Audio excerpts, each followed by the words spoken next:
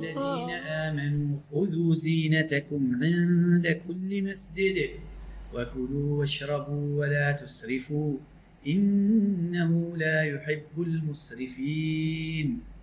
إنها لفرصة فسنحة من الله سبحانه وتعالى أن جعل لنا شهر رمضان لنجدد من خلايا أجسامنا التالف ولنعيد لدمائنا الحياة.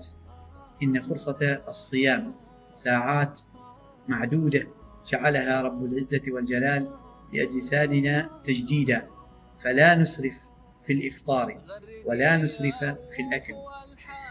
إن السكريات المخزنة في أجسادنا يقوم رمضان بتحليلها وبتخليص الجسم منها، فالدهون الزائدة والتي ترسبت على مدار العام يأتي هذا الشهر الفضيل فيخلصك منها.